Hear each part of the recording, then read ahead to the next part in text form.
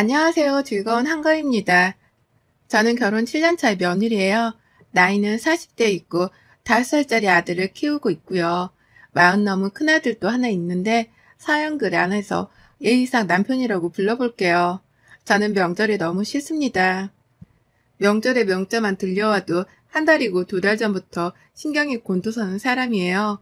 어릴 적에도 그랬었고 결혼하고 나서도 이건 변함이 없었답니다. 어릴 적에는 친정엄마가 할머니 집에 가서 며느리라는 이유로 고생을 하는 모습을 너무 많이 봐서 그런가 명절만 찾아오면 우리 엄마를 어떻게 도와드려야 하나 하는 걱정 때문에 한시도 편할 날이 없었어요.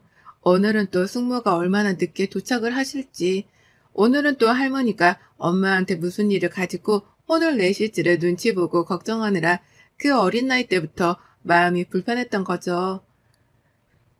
그러니 뛰어놀아도 시원찮을 그 긴 휴일인 명절이 저에게는 스트레스 그 이상도 이하도 아니었습니다.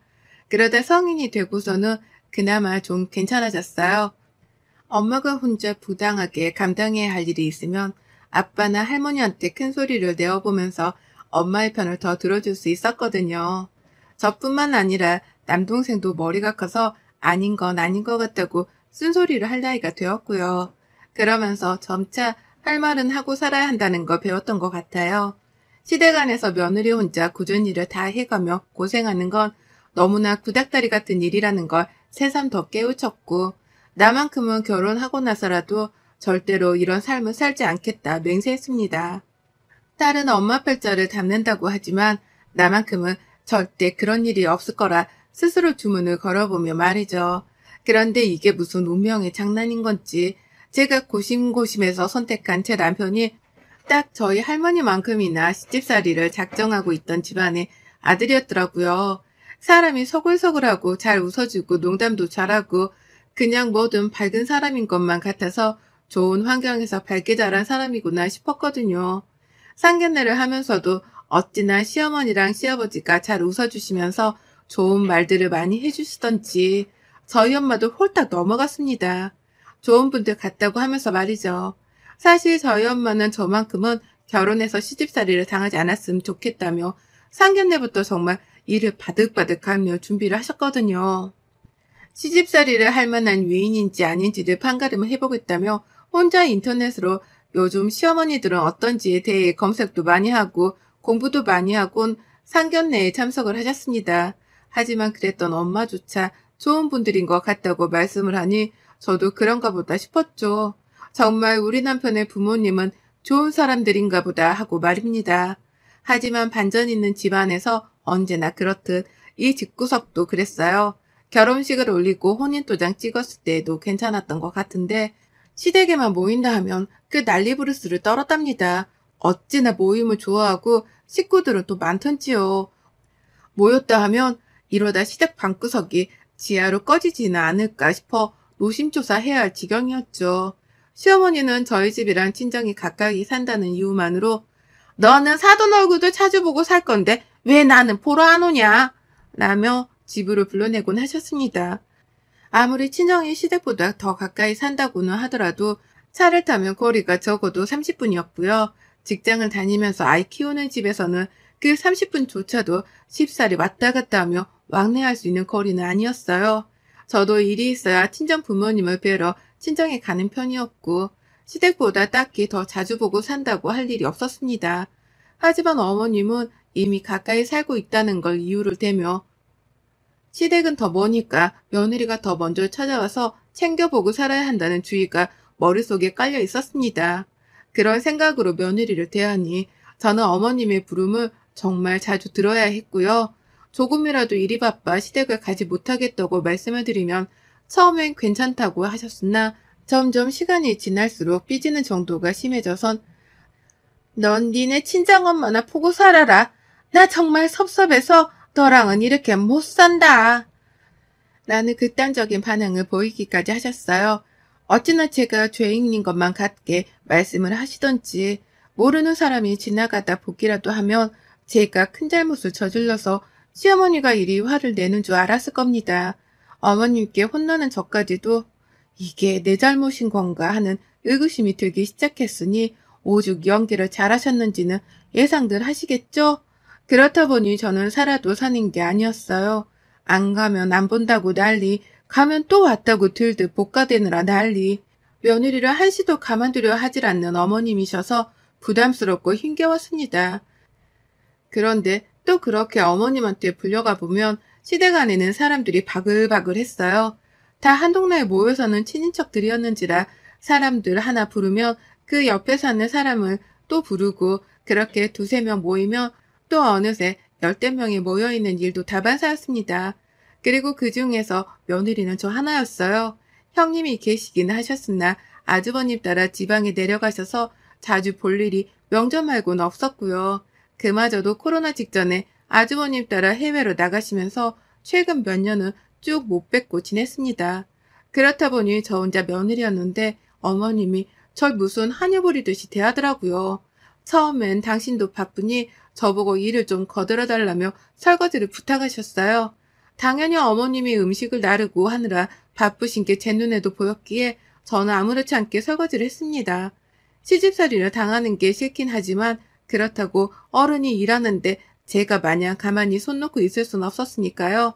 그런데 그게 시작이었어요. 그렇게 자주 불러내 일이 바쁘다며 저에게 거들러 하더니만 언젠가부턴 시댁 안에 손님이 없어도 그렇고 시어머니가 아무것도 하지 않고 계시는데도 그렇고 꼭 저를 부르시더라고요. 설거지를 해달라고 말이죠. 며느리가 차려준 밥상 좀 먹어보자고 해서 차려들었더니 그걸 다 먹고는 아무렇지 않게 자리에서 일어나는 거예요. 한마음 한뜻으로 시부모님이 부엌을 나가버리셨던 거죠. 그걸 남편은 눈치도 없이 따라 나간 적이 몇 번 있었고요. 이게 내 일이 아님에도 왜 다들 당연하다는 듯이 설거지를 나한테 시키려는 건가 싶었습니다. 그래서 한 번은 얘 돌보는 걸 핑계삼아 저도 똑같이 부엌을 나와본 적이 있었어요. 설거지가 한가득이었음에도 가만히 내버려둔 채 말이죠. 그러자 그날 아주 시어머니가 노발대발 난리도 아니셨네요. 제가 밖으로 나오는 순간부터 눈치를 살살 주더니 설거지가 저렇게 쌓여있는데 라면서 당장이라도 가서 씻으라고 눈치 주는 말을 몇 번이고 하는 겁니다. 일부러 무시했더니 결국 안 되겠다며 스스로 일어섰다가 부엌에 가서 설거지를 하는가 싶었더니 또 폭발하듯이 화를 내셨어요. 내가 이걸 왜 해? 라고 하면서 결국 고무장갑을 벗어던지고는 안방으로 들어가더라고요. 그 바람에 남편은 시어머니 화를 달래드린다고 안방으로 쪼르르 저는 밖에서 눈치를 봤다. 결국 제 손으로 설거지를 하고서야 시어머니 화를 풀어드릴 수 있었답니다. 나이만 드셨지 생각하는 거 하며 말씀하시는 거 하며 모든 게 다 철 안 든 어린애 같았어요. 그러니 전 더욱 경계해야 할 수밖에 없었죠. 언제 어떻게 무슨 일 때문에 기분이 토라졌다며 또 화를 낼지 모르는 분이셨으니까요. 점점 결혼 생활이 지속되어 갈수록 저의 인생에 대한 회의감 때문에 심각한 우울증까지 겪었을 정도로 힘들었습니다. 내가 어쩌다 우리 엄마 같은 팔자를 살고 있는 건가 싶어서 결혼 전으로 돌아가고 싶은 마음이 굴뚝 같다가도요. 애만 보면 또 마음이 약해져 강제로라도 마음을 다잡아야 했었어요. 시댁에 안 가고 싶은데 시어머니가 언제 어떻게 폭발을 할지 모르니까 애 달래는 마음으로다가 시댁을 찾곤 했고 명절이 되면 형님도 안 계시는 마당에 저 혼자 제사음식 도와드리면서 설거지까지 한다고 정말 허리가 휘는 줄 알았습니다. 그 바람에 명절에 시댁에 가기 전에는 꼭 남편이랑도 한바탕 부부싸움을 크게 하곤 했네요. 시댁에 가서 제 일 좀 도와주라 하면서 제가 남편을 뒤집어 엎으려 했거든요. 마누라 고생하는 꼴을 보고도 가만히 있으려고 하는 게 남편이냐면서 말입니다. 한 번씩 뒤집어 엎어가면서 화를 내고 저도 발악을 해보려고 하니 남편도 서서히 집안일이라도 거들어주려고 하며 절 돕는 척은 했습니다. 그게 비록 있으나 마나 하는 수준의 도움이었지만 노력을 보이는 것만으로도 저는 화가 더 치솟아 오르는 걸 멈출 수 있었고요. 이렇게 인생 자체를 거꾸로 돌려버리고 싶은 충동이 무한으로 치솟아 오르는 저에게 이번 명절도 오래전부터 긴장이 되고 괜히 버겁게 느껴졌어요. 며느리인 와중에도 명절 제사는 꼭 지내야 한다며 며느리를 어떻게든 집으로 불러내던 어머님이셨기 때문에 이번에도 역시나 추석에 가야 하긴 가야 했답니다. 그걸 너무나 잘 아니까 직장을 다니면서도 추석 생각이 머리에 맴돌았고 애를 보고 있으면서도 이번 추석은 또 어찌 보내려나 하는 마음에 머릿속이 계속 복잡했어요. 그런데 진짜 시어머니가 저희 부부를 집으로 일찍 부르셨어요. 이번 명절에는 전보다 집을 더 일찍 찾아왔으면 좋겠다고 하신 겁니다. 명절 동안에 시댁을 가면 무조건 자고서 다음날 아침 제사까지 지내는 루틴이었는데 그걸 알면서도 저희한테 하룻밤을 더 자고 제사를 지내라며 불러낸 거예요. 이유는 바로 추석 후에 본인이 여행을 떠나게 되었다는 이유 때문이었고요. 시어머니가 평소에 친하게 지내는 고등학교 동창 친구분들 모임이 있었어요. 시댁으로도 여러 번 찾아오셨고 저도 시댁에 불려갔다가 그 어머님들 시종을 들은 적이 있어서 얼굴은 기억했죠. 그런데 그분들이랑 추석을 마치고 나서 여행을 가기로 했다는 겁니다. 친구분 아들이 봉고차를 뽑았는데 드라이브 여행을 시켜주기로 해서 같이 떠나기로 했다나 뭐라나 하면서 말이죠.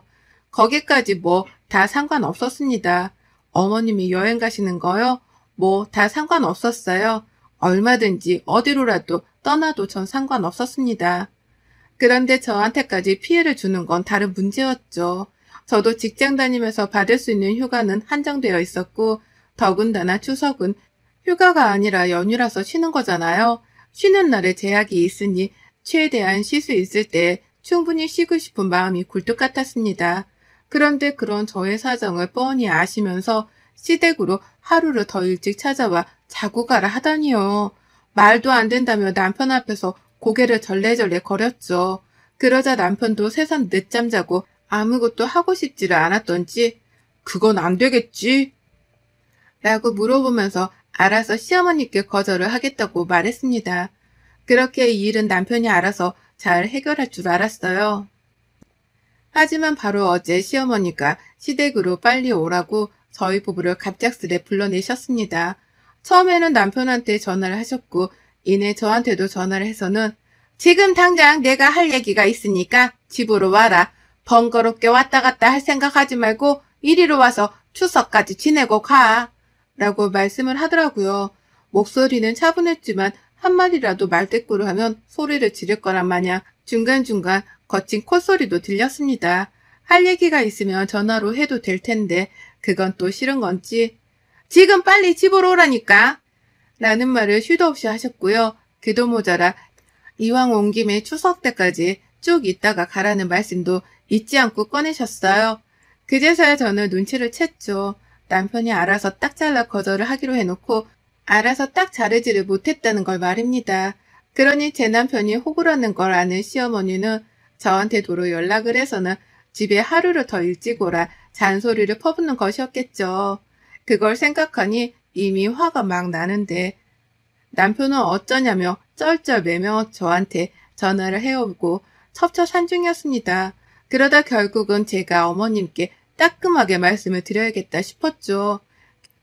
귀한 휴일을 꼭 이런 식으로 기분이 나쁘게 시작을 해야겠냐고 제 속마음을 다 보일 참이었습니다. 말씀을 드려도 제 마음을 알아주지 못한다면 저는 저 혼자 노력하고 고생하며 살 이유가 없다 싶었고요. 그래서 남편한테는 시댁에 일찍 가자고 말을 했어요. 억울한 마음이 굴뚝 같았으나 일단은 급한 불부터 꺼보자며 남편에게 말을 전했고요. 남편은 제가 순순히 시어머니의 말에 복종이라도 하는 건 줄 알았던지 잘 생각했어 라고 팔자 좋은 소리나 했네요. 그런 남편에겐 끝까지 제 속마음을 들키지도 않은 채 저희 부부는 그렇게 아이를 데리고 시댁으로 하루를 더 일찍 찾아갔습니다. 아침부터 눈을 떴는데 짜증이 확 났어요. 그래도 최대한 화를 가라앉혀 가면서 애 옷도 입혔고요. 옆에서 남편이 눈치도 없게 몇 박을 지낼 목적으로 옷가지랑 속옷까지 바리바리 가방 안에 챙기고 있더라고요. 근데 그냥 내버려 뒀습니다. 지네 집에 가는 건데 지금쯤 얼마나 속으로 신나할까 싶어서 지금이라도 잠시 즐기라며 내버려 두곤 말없이 차에 올라탔어요. 그리곤 잠시 한눈을 파는 사이에 금방 시댁에 도착을 했죠. 시어머니는 눈치 없는 척을 하려는지 벌써 왔냐? 라고 하면서 약을 올리더라고요. 자기가 일찍 좀 오라고 해놓고는 말입니다. 남편은 그 말에 왔어요 라고 대답을 하며 짐 싸온 걸 내려놨고 어머님은 이내 아이를 들쳐 업으시더니만 미안하긴 하셨던지 본인이 밥을 차려놨다면서 부엌으로 곧장 부르셨어요. 정말 가보니 별로 대단한 건 없었지만 집안에 있었던 반찬이란 반찬은 새 그릇마다 다 꺼내서는 식탁 위에 올려놓더라고요. 제사용인 건지 소고기 묵국도 끓여놓았던데 그것도 막 올려놓았던지 김이 모락모락 나오고 있었고요. 이러면 안 되는데 한국인 앞에서 밥이랑 뜨끈한 국물을 올려놓니 순간 혹했습니다. 그래서 존심은 살짝 상했으나 일단 시어머니가 차려놓은 밥부터 먹고 할 말을 해야겠다 싶었네요. 그리고는 그렇게 밥을 말끔히 다 먹었는데 잠시 잊고 있었습니다. 이 집에서 설거지는 무조건 며느리가 해야 하는 일이라는 걸 말이죠. 밥을 다 먹었더니만 아니나 다를까 시부모님이랑 남편이 서로 말을 맞추기라도 한 듯이 자리에서 일어나더라고요. 급기야 시어머니는 밥이 아직 남아있었음에도 제가 밥을 다 긁어 먹자 제가 먼저 일어나 식탁을 벗어날 것이 걱정되는지 본인이 먼저 자리에서 일어났습니다. 먹던 밥이요? 그냥 그대로 식탁 위에 올려두기만 하고서 말이죠. 퍽 뒷골이 땡겼어요. 나보고 또 치우라는 소리인가 싶었거든요. 밥을 차려주신 건 감사했지만 오라고 해서 왔고 먹으라고 해서 먹은 것뿐이었습니다. 우리 엄마는 남편한테 감히 설거지를 하라고 시키지도 않는데 시어머니는 뭐라고 나한테 자꾸만 설거지를 하라 시켜먹나 싶어 또 빈정이 상했어요. 그래서 결국 전 남편을 불렀네요. 여보 뭐해 와서 설거지해 라고 말이죠. 그 순간 시어머니의 눈이 아주 동그래지는 걸 봤는데 일부러 무시를 한 채 더욱 세차게 남편을 불렀어요. 그리고는 아무 일도 없었다는 듯이 저도 부엌을 빠져나오자마자 시어머니 곁에 앉았죠. 어머님은 부엌에서 거실로 이동하는 저에게서 눈을 떼지 못한 채 째려만 보고 계셨습니다. 급기야 자리에서 일어나 부엌으로 가려는 남편의 바짓가랑이를 붙잡은 채로 저를 불러내셨죠. 너 지금 누구한테 설거지를 하라 말아야? 시부모가 여기서 이렇게 똑바로 쳐다보고 있는데도? 라고 하면서요. 자기 귀한 아들한테 설거지를 시킨 것이 못마땅했던지 저한테 위선적으로 혼을 내시는데 정말 웃겨서 한숨이 절로 나왔습니다. 저한테 잘도 시킨 설거지를 자기 아들한테는 시키지 말라니 이게 무슨 어이없는 경우냐 말이죠. 그래서 저도 어머니께 여쭸어요. 그럼 저 많은 설거지를 저한테 하라는 말씀이세요? 그래서 이렇게 모두 다 미리 짠 것처럼 밥을 다 먹지도 않았는데 거실로 나온 거예요? 저 설거지 시키려고요? 라고요. 어머님은 아주 살짝 당황하신 채로 그걸 숨기려는 듯이 더 큰 목소리를 질러내셨습니다. 내가 뭘 시켜 먹어? 원래 마지막으로 먹은 사람이 설거지를 치우는 거야. 난 원래 다 안 먹으려고 했었고. 라고 하면서 이젠 하다하다 마지막으로 먹은 사람이 설거지를 하는 거라는 개소리로 저를 혼내키려 하시더라고요. 남편은 이미 시어머니의 논리가 정당성을 잃었다 싶었던지 엄마 그만해 라며 시어머니를 말렸고 저는 저대로 시어머니께 본때를 보여주고 떠나야겠다 싶었어요. 그래서 똑같이 무대포스러운 자세로다가 소리를 쳤습니다. 아이고 세상에나 그럼 지금까지 밥 먹다 말고 자리를 떴던 게 다 며느리 하나 설거지 시키겠다고 그런 거였어요? 이야 진짜 이 정도로 각박하신 분인 줄은 몰랐네. 어디 무서워서 이 집안 며느리 하겠어요? 밥 하나 얻어먹는 것도 설거지할 각오로 먹어야 하는 판인데 누가 좋다고 여길 또 오겠냐고요. 라고요. 그리고는 안 되겠다며 제 핸드백을 챙겼죠. 애초부터 이 집 구석에서 하루를 더 잘 생각으로 찾아오진 않았었기에 챙겨갈 짐이 없었지만 핸드백만큼은 일부러 챙겨둔 채 집을 당장이라도 나가겠다는 신용부터 보였습니다. 그러자 시어머니 정말로 제사하고 뭐고 추석을 코앞에 두고 친정으로 가버리려고 하는 건가 싶었던지 어디가 가방 내려놔 라고 하면서 손짓을 보내셨어요. 얼른 잽싸게 가방부터 내려놓고 차근히 얘기를 해보자면서 급기야 화가 난 맹수를 달래듯이 차분하게 말을 뱉어내기까지 하셨고요. 하지만 때는 이미 늦어도 단단히 늦었답니다. 화가 난 맹수한테는 먹이를 주지 않는 이상 그 화를 풀 수 없다는 걸 보여드리려고 소리쳤어요. 친정 갑니다. 명절에 볼 일 없을 거예요.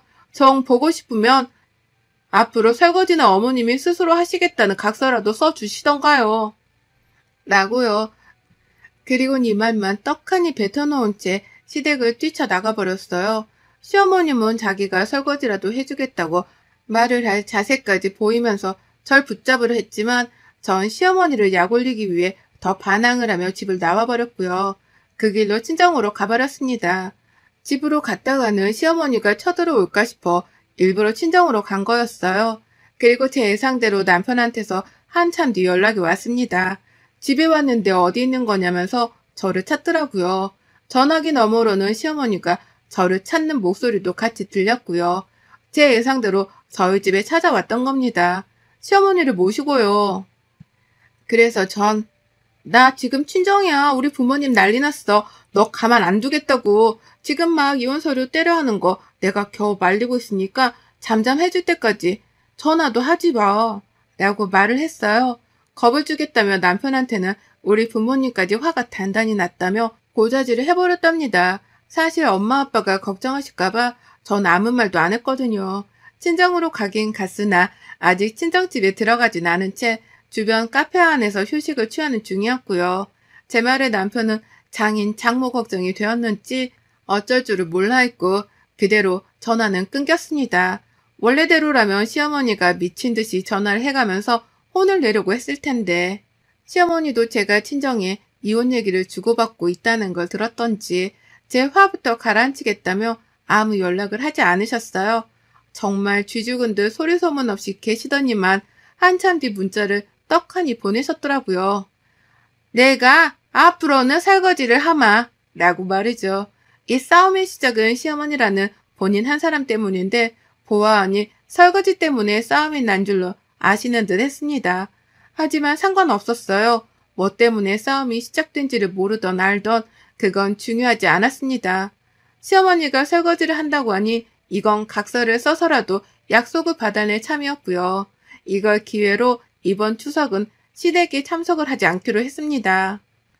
모처럼 찾아온 이 명절을 친정에서 뜨신 밥 얻어먹고 누워 잠만 자면서 평화로이 보낼 참이에요. 그 어느 누구도 시켜먹고 부려먹지 못하도록 말이죠. 시작은 미미했으나 끝은 창대할 테니 비록 시작은 설거지 하나로 시작한 싸움이지만 이걸 계기로 전 이참에 뿌리 깊었던 이 집구석의 시집살이를 완전히 뜯어 고쳐버릴 겁니다. 그리고 나서 또 시원한 사이다 사연으로 다시 찾아왔으면 좋겠네요. 여러분의 생각은 댓글로 남겨주세요. 오늘도 시청해주셔서 정말 감사합니다.